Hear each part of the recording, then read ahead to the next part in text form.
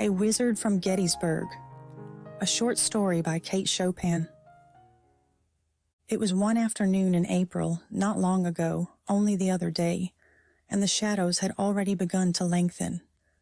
Bertrand Delmandé, a fine, bright-looking boy of 14 years, 15 perhaps, was mounted and riding along a pleasant country road upon a little Creole pony, such as boys in Louisiana usually ride when they have nothing better at hand. He had hunted and carried his gun before him. It is unpleasant to state that Bertrand was not so depressed as he should have been, in view of recent events that had come about. Within the past week, he had been recalled from the college of Grand Coteau to his home, the Bon Acquet plantation. He had found his father and his grandmother depressed over money matters, awaiting certain legal developments that might result in his permanent withdrawal from school. That very day, directly after the early dinner, the two had driven to town on this very business, to be absent till the late afternoon. Bertrand, then, had saddled Picayune and gone for a long jaunt, such as his heart delighted in. He was returning now, and had approached the beginning of the great tangled Cherokee hedge that marked the boundary line of Bon Acquet, and that twinkled with multiple white roses.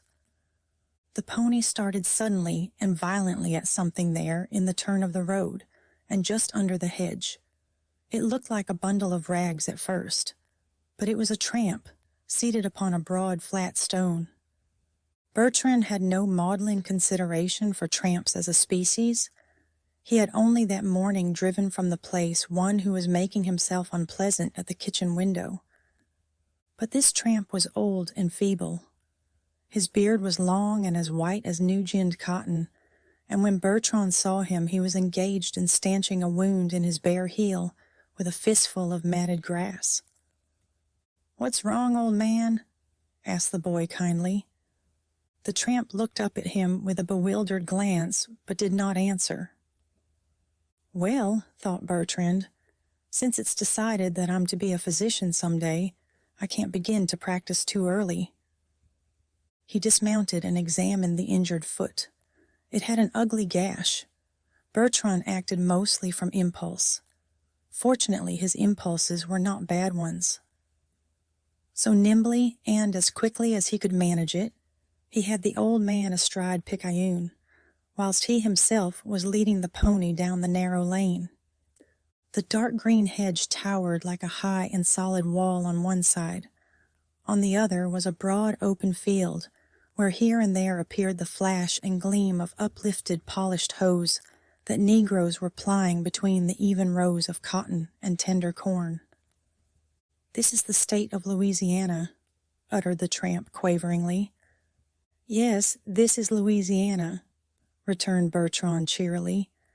"Yes, I know it is. I've been in all of them since Gettysburg. Sometimes it was too hot, and sometimes it was too cold. And with that bullet in my head, you don't remember?" "No, I don't remember Gettysburg." "Well, no, not vividly," laughed Bertrand. "Is it a hospital? It isn't a factory, is it?" the man questioned. "Where we're going? Why, no, it's the Delmandé plantation. Bon Acquet. Here we are. Wait, I'll open the gate." This singular group entered the yard from the rear, and not far from the house. A big black woman, who sat just without a cabin door, picking a pile of rusty-looking moss, called out at sight of them. "What's dat you's bringin' in dis yard, boy, top dat hoss?" She received no reply. Bertrand, indeed, took no notice of her inquiry. "For a boy what goes to school like you does, where's your sense?" she went on with a fine show of indignation.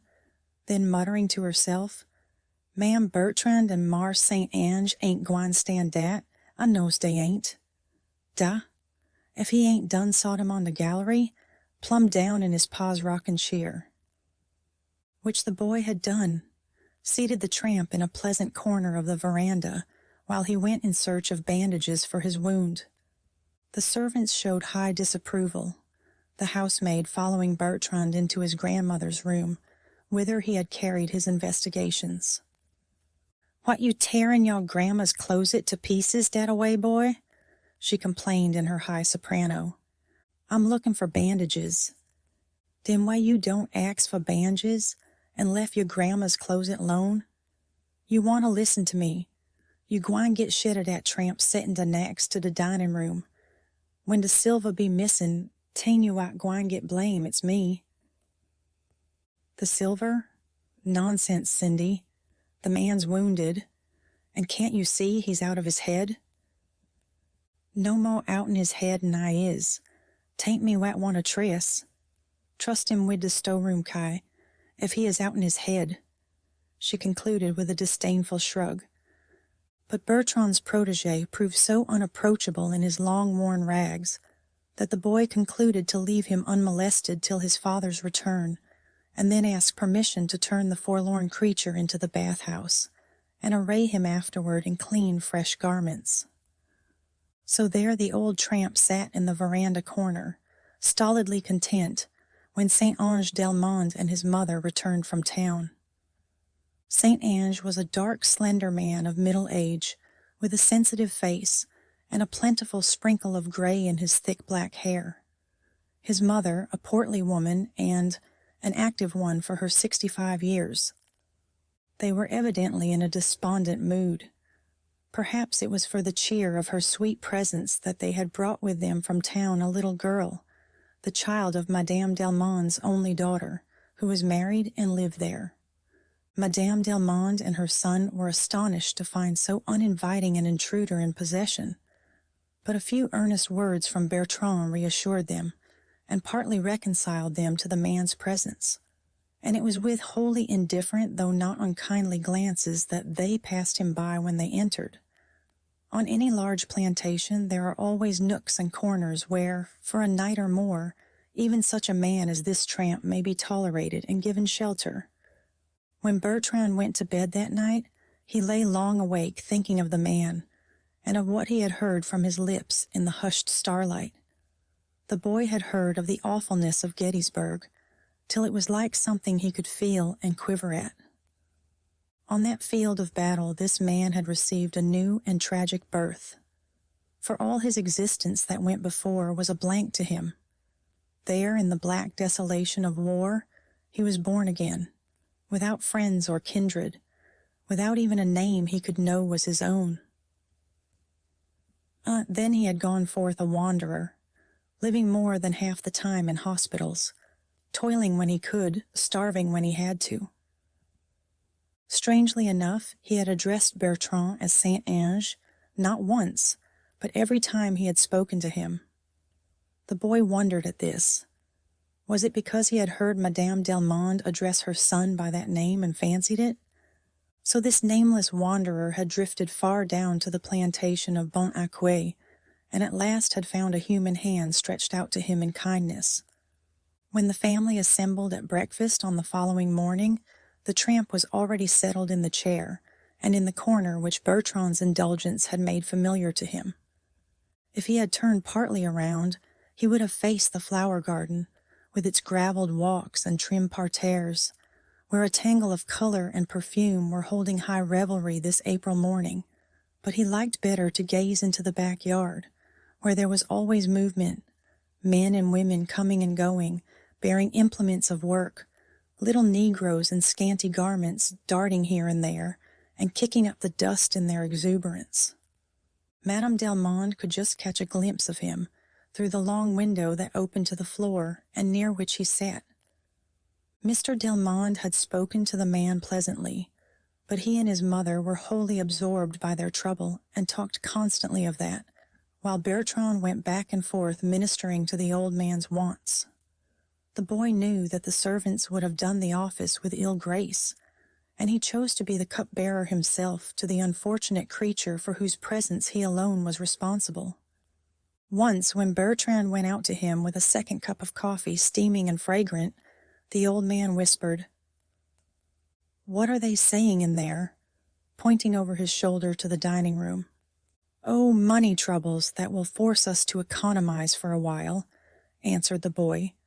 "What father and me mere feel worst about is that I shall have to leave college now." No, no, St. Ange must go to school. The war's over, the war's over. St. Ange and Florentine must go to school. But if there's no money, the boy insisted, smiling like one who humors the vagaries of a child.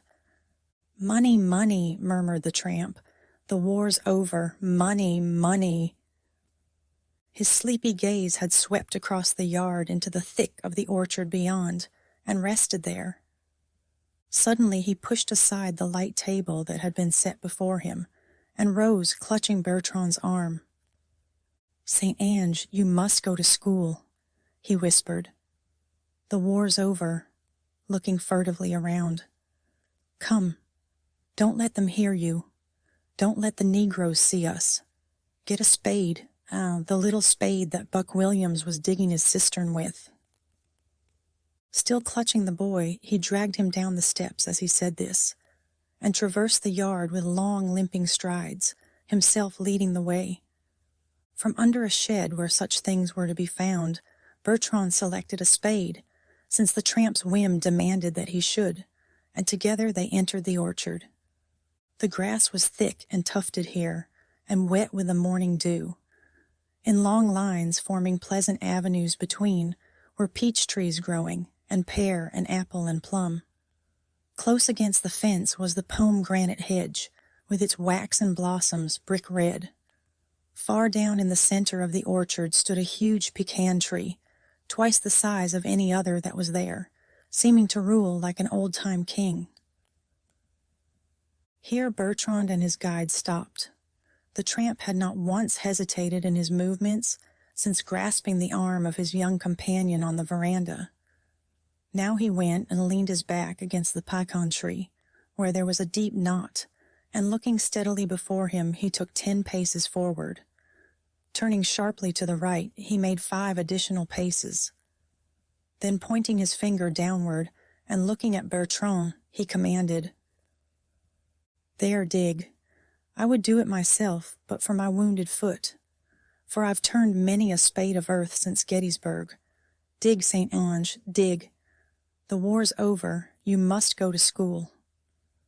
Is there a boy of 15 under the sun who would not have dug, even knowing he was following the insane dictates of a demented man?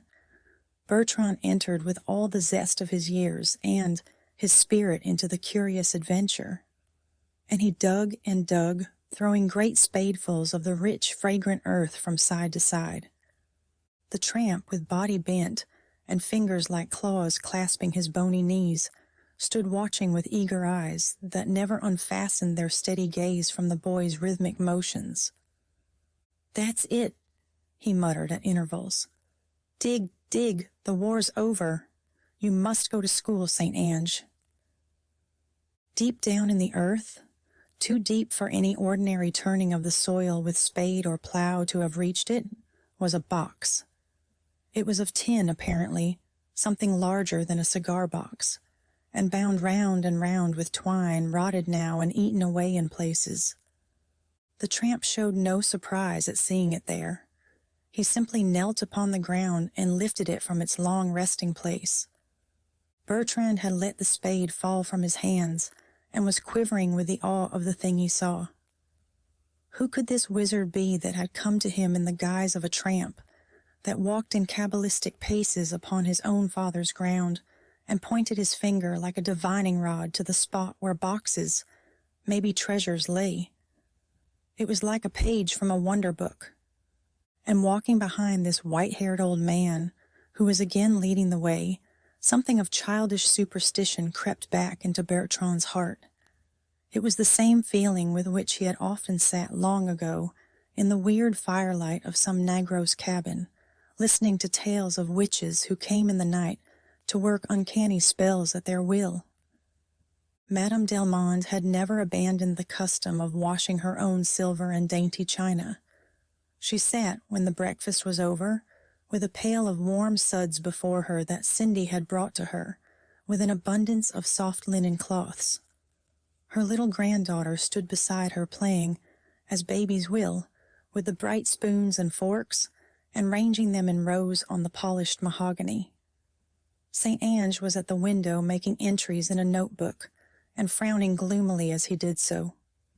The group in the dining room were so employed when the old tramp came staggering in, Bertrand close behind him.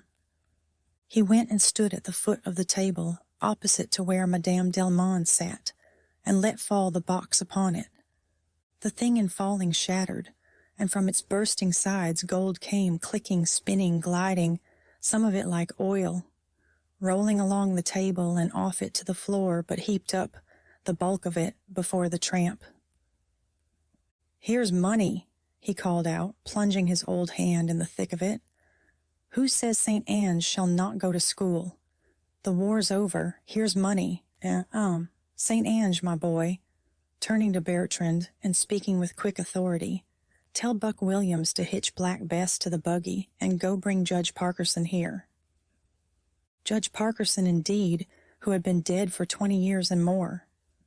Tell him that, and the hand that was not in the gold went up to the withered forehead, that Bertrand Delmandé needs him. Madame Delmandé, at sight of the man with his box and his gold, had given a sharp cry, such as might follow the plunge of a knife. She lay now in her son's arms, panting hoarsely.